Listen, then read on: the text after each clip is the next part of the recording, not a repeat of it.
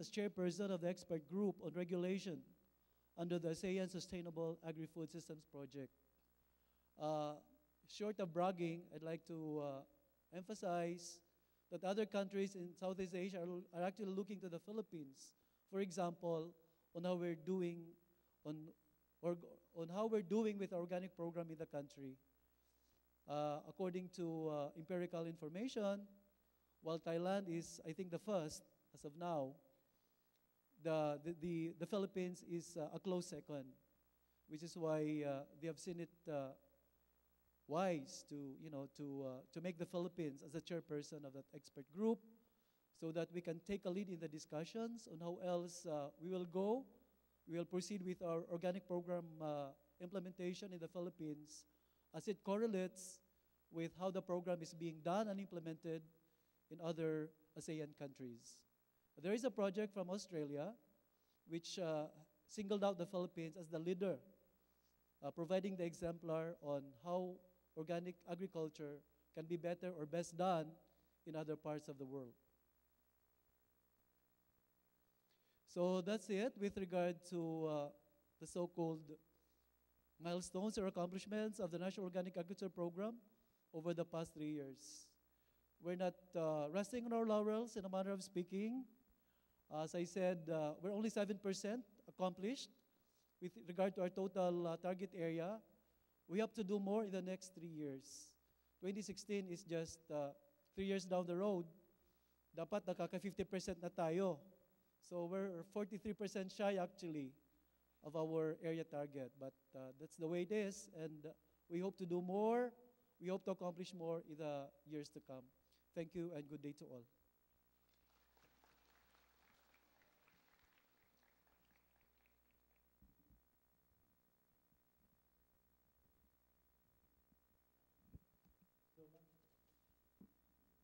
Thank you so much, Executive Director Leo Cañeda.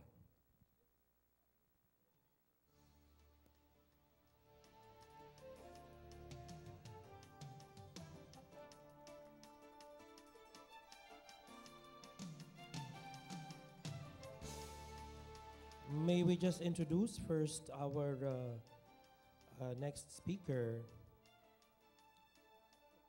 to provide the members' report of the National Organic Agriculture Board.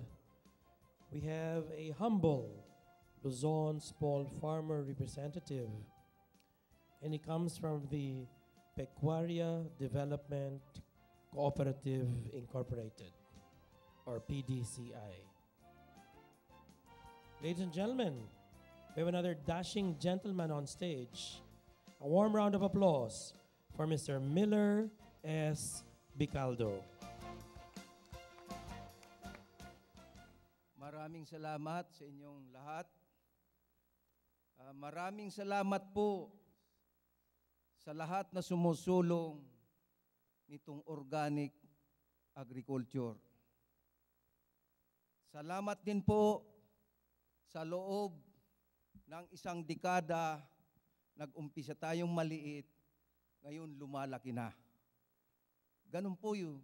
Sana yung mararating natin sa susunod na isang dekada, hindi na tayo dito.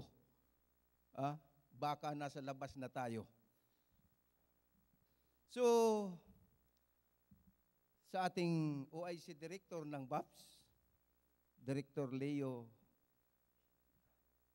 Cañeda, sa aking mga kasama na Board of Director ng NOAB, sa mga lahat ng line agency na nandito na nakasama namin sa NOAB, sa lahat ng farmers na nandito nakasama ko, nakaparehas ko farmers, na ipagmalaki natin na farmers tayo.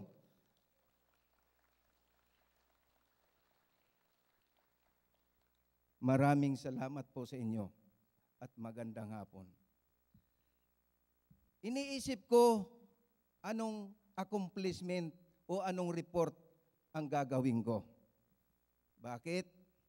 Alam ko na magre-report din ang BAPS na sila ang secretariat ng NOAB. ano ka kung ire-report ko? Sabi ko, Kiri, wala akong may report. Pero gagawa ko ng report. At least may ginawa ako sa Luzon. Hindi ako nakialam sa Visayas, sa Mindanao. So, may mga ginagawa kami. Actually, marami nang nangyayari. Pero bago yan, nakalimutan ko. Gusto kong i-congratulate yung lahat na awardees ngayong hapon na ito. Dahil po sa pagpupursige nyo, nakikita natin ang ating ginagawa. So nakita ko kanina, medyo, di ko alam kung nilalamig ako dito sa loob.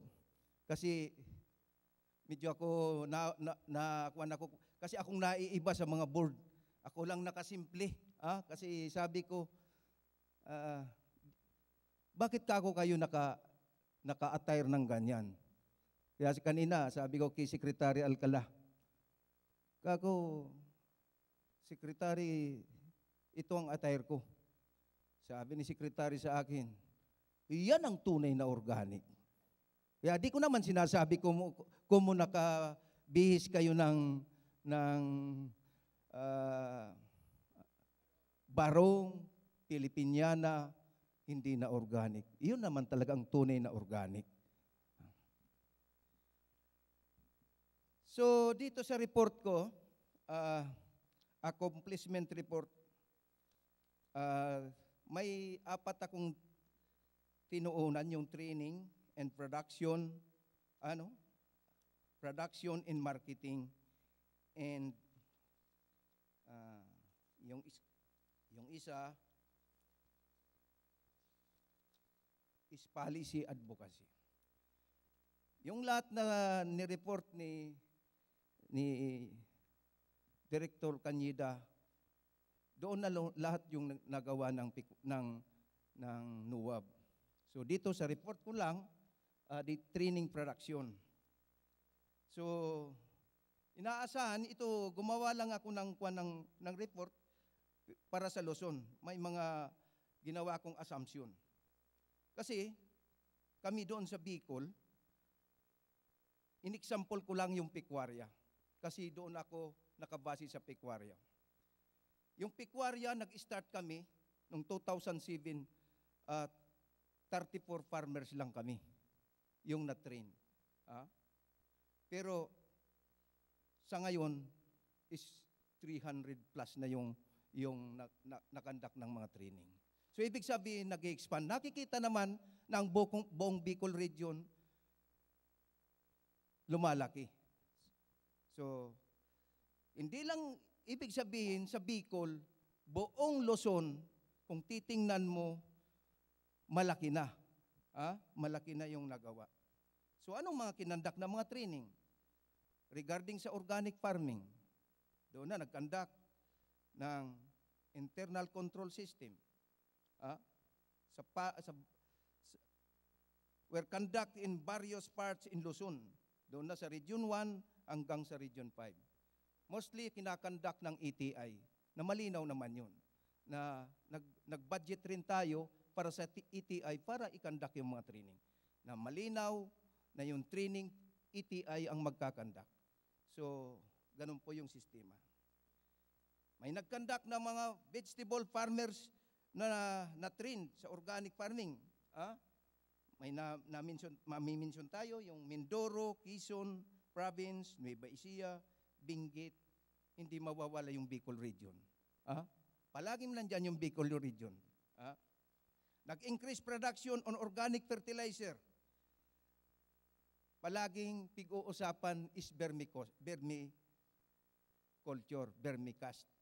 So, noon nga, nag-suggest ako baka pag-usapan rin. Kasi puro vermi ang pag-uusapan, kami may technology on bioorganic fertilizer, baka isa rin i-consider yun. So kasi kami, sa pecuaria, nagpo-produce rin po kami ng bioorganic fertilizer. So, yung capacity namin is 2,000 bags per month. So, pwede kaming gumawa po nun. So, yun po ang ginagawa rin namin para isupport sa lahat na farmer. Farmer na kinandak namin ang training, parte yung organic fertilizer, isinusupport po namin.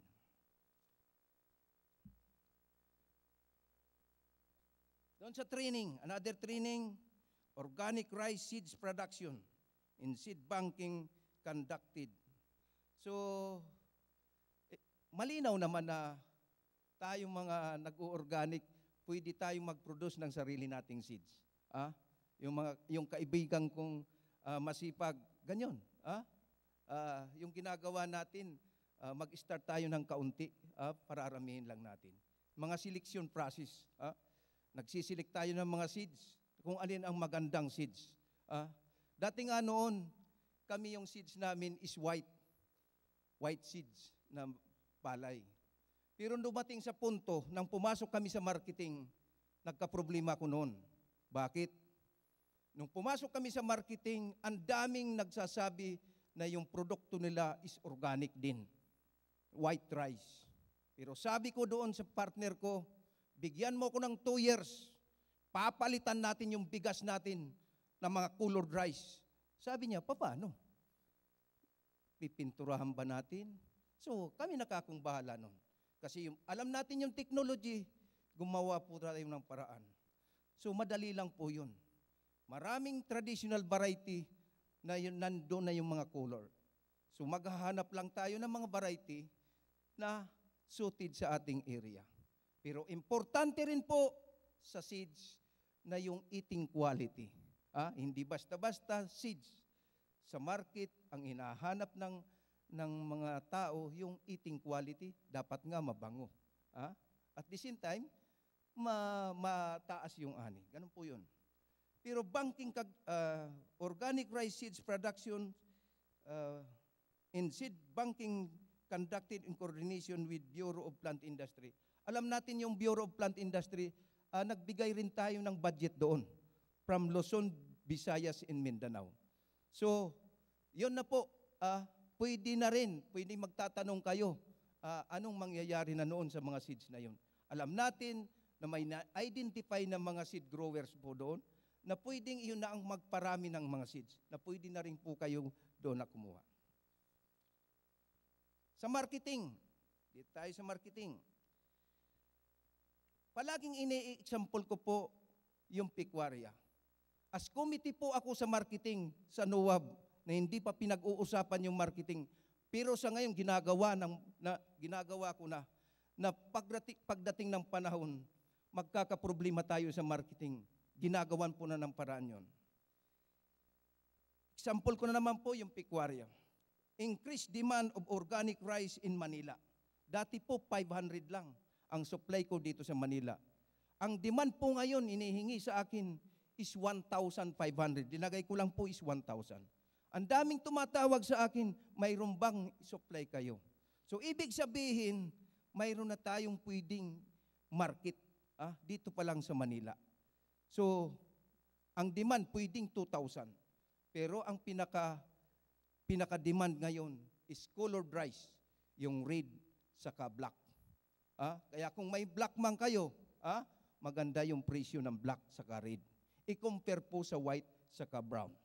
So, ganun po yun.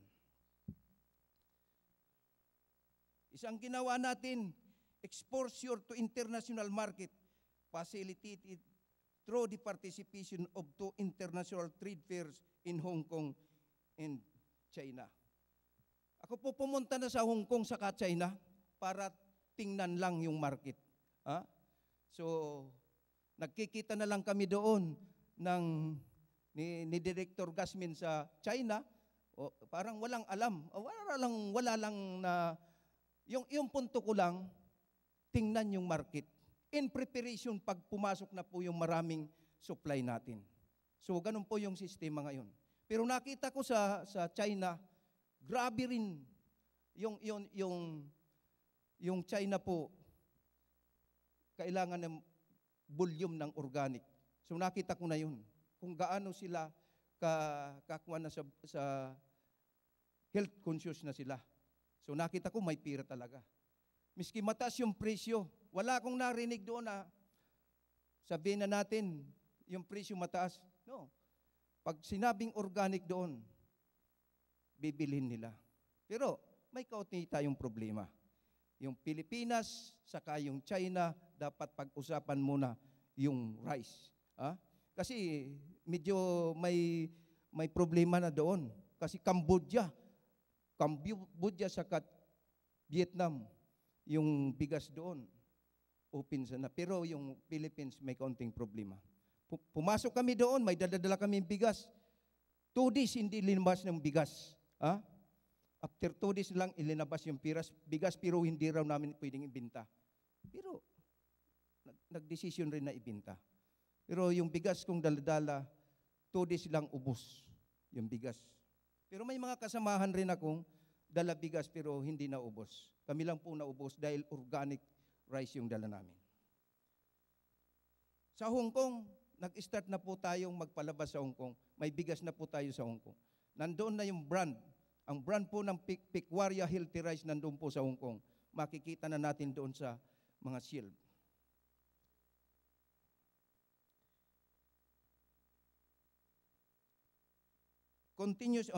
Continuous export in Hong Kong organic rice. Yung negotiation po on organic rice in Russia, black rice po to, malaki po yung demand ng black rice. Kaya sa inyo, sa mga nagkuha ng bigas lang muna po ang pag-uusapan natin. Black and red po ang may demand ngayon masyado in China. Kaya kanina, dapat pag-usapan yung China kasi pwede tayong magdala ng bigas sa China. Pero, ang priority natin yung kasama natin mga Pilipino. Pero as Committee on Marketing, naghahanap na po tayo ng market. Para pagdating ng araw, sabihan niya may market. So, pero kailangan po yung consolidation. Volume po pag-uusapan dito. Major supermarkets allocated space on organic products. Luzon being the most strategic location for the production of organic products because of its proximity to Manila, where 80% of the organic consumers are located. Tama po yun. Yung kasamahan natin sa Mindanao na dinadala yung bigas dito sa Luzon, medyo mataas po yung cost. Yung partner namin, yung Don Bosco, medyo mataas yung cost. Pero kung dito ka mismo sa Luzon, medyo mura. Medyo mura yung presyo.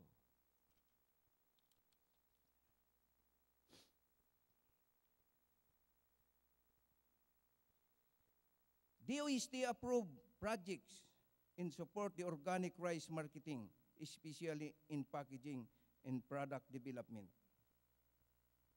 Ayun.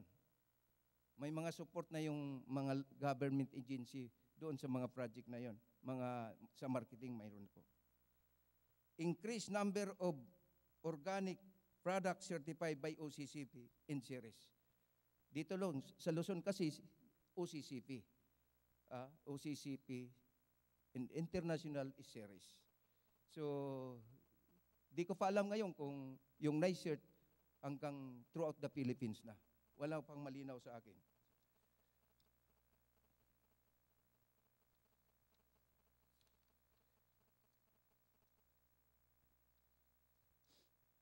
Sa policy advocacy, lakbay aral conducted by farmers group and LGU.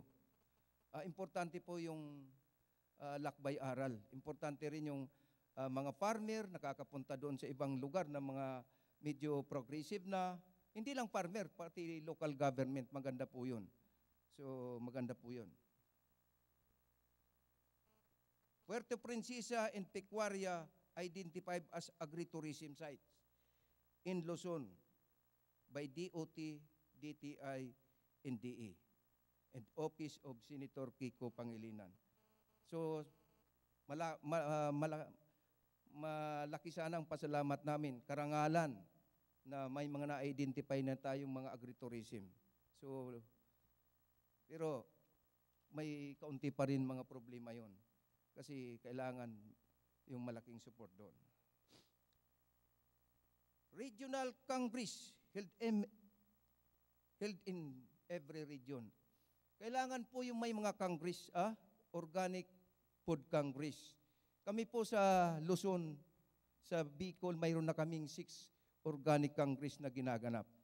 So wala pa po yung batas natin na 10068, nagkakandak na po kami doon.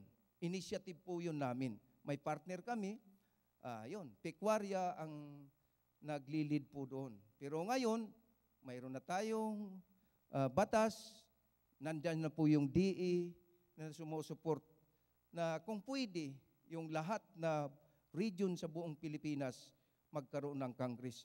Yun po ang mas madali na magpalaghanap tayo doon sa organic farming.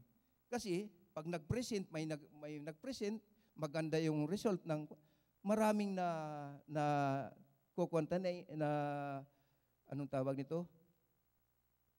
Na ikayat na mag-organic. So, ganun lang po yun. So, yun lang siguro ang maikli kong report. Kasi lahat ni-report ni Director Kanyiba. Yun lang po. Maraming salamat po. In Diyos mabalos.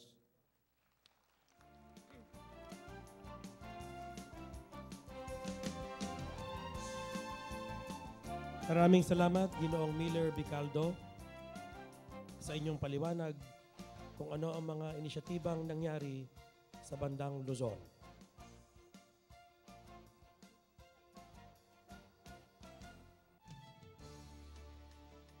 Ngayon naman po, meron tayong isang panauhin naman, ang ating Visayas Small Farmer Representative to the NOAB, or the National Organic Agriculture Board. Siya po ay Tigabadyangan Organic Farmers Association. Mga kababayan, ating pambigyan ng masigabong palakpakan si Mr. Ray R. Pedroso.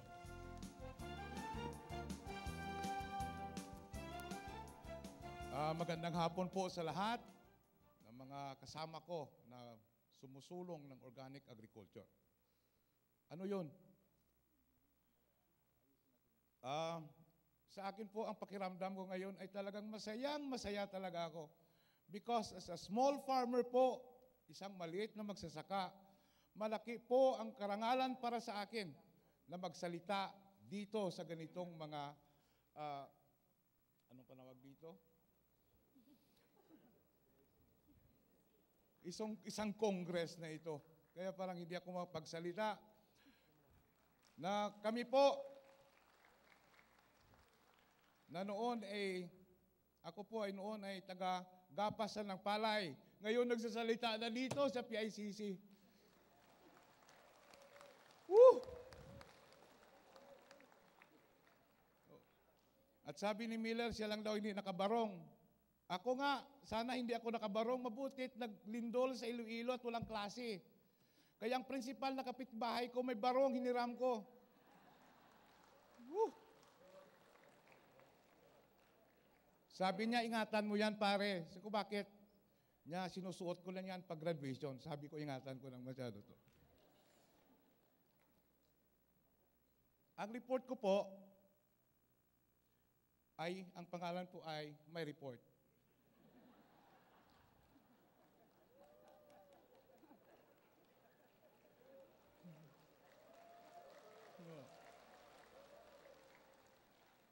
Halos nasabi na po ni Director Cañeda kanina at ni Miller, at saka may ikli, lalong iikliin sa akin, 4 na slides lang po. Ang hirap kasi, kami as National Organic Agriculture Board, membro kami ng board, kung umupo kaming board, may power kami. Pero pag nag-isa-isa kami, wala kaming power. Hindi kami congressman na meron kaming mga pork barrel. Na pag-uwi namin sa bahay, pag-uwi namin sa aming area, magyabang kami doon ng project, pero kami sa NOAB wala. Pag nandito kami sa BAPS, ang yabang namin. Pag nag-isa kami, wala na. Kaya po, mahirap mag-report. Kung i-report ko naman, ang ginagawa namin sa NUAB, uulitin ko na naman ang report ni Director Cañeda kanina. Kaya sabi ko, mabuti na lang at may merong mga agencies. Implementing agencies po na minsan ay tumutulong din sa amin, lalo na yung, especially yung ATI, yung Agricultural Training Institute.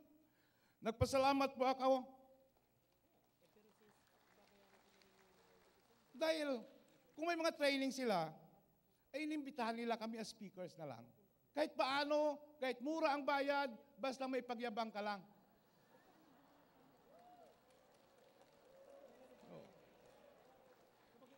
Pero ang problema dyan, may bayad. At yung mga people's organization namin doon sa Iloilo, pagbalik ko, gusto niya may dala ka palaging adobo. Kaya dapat mag-training ka, dapat mag-sirko-sirko ka dito sa itaas para pag uwi mo, may pakita ka sa kanila. Ano ipakita mo? Wala ka namang budget. Kaya nga, mahirap din minsan mag-NOAB. People are expecting from us na kami po makabigay ng mga bagay na hiningi nila. But the problem is, lahat pong pera ng National Organic Agriculture ay naka-download na sa implementing agency at sa mga RFU, wala po kaming budget. Kaya minsan, sabi pare, pagbigyan mo naman ko ng project, sabihin ko ako, ano ako, maglapulis?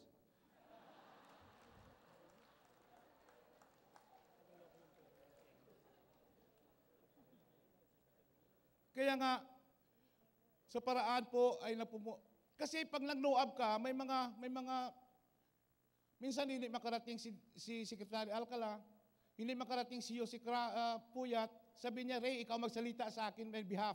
Kaya palagi lang po, pumunta ka ng Cebu Chamber of Commerce, magsalita ka doon. Pagkatapos in behalf of Secretary Alcala, meron kang speech na dala, pagdating doon, basahin mo, pagkatapos thank you, umupo, bigyan ka ng isang bag, pag-uwi ka ng Iloilo. Parang ganun lang, parang... Oh. Oh. And people are expecting more from us, no? Kaya ang ginagawa po namin ay, minsan nagmakaawa kami sa mga implementing agencies to please invite us to become speakers na lang. Kaya sa mga training na ito, kahit paano, may mga trainings tayo na conduct. Ako po ay nireport ko to because I am the one who conducted this. Hindi po trabaho ng iba to. Ako talaga, kamay ko talaga ang naggawa dyan. So, nag-training po sa mga Region 6, 7, and 8, mga papitik-pitik, magsalita ka doon sa radyo because mag-open silang school for organic agriculture, school on the air. Pupuin ka doon, magsalita ka, tanungin, sagot-sagot ka naman, pagkatapos ihatid ka sa airport.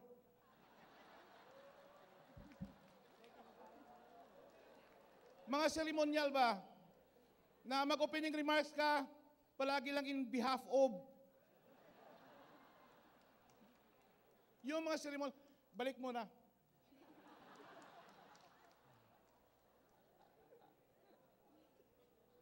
Kasi sa aming pag-ikot-ikot po sa kanito, nagte-training na kami. Pero ako naniwala po ako, ang una namin mga training is orientation sa organic agriculture. Sino yung composition ng board, anong 10068, ano yung mga powers of NOAB, yung palagi. But out of that, we learned. Nakita natin, hindi po lahat na training natin ay may kasunod na training. Ang ibig kong sabihin, pagkatapos ng training, nagpipick talaga ako anong grupo o sinong tao talang delikadong mag-organic agriculture. Para sa next phase,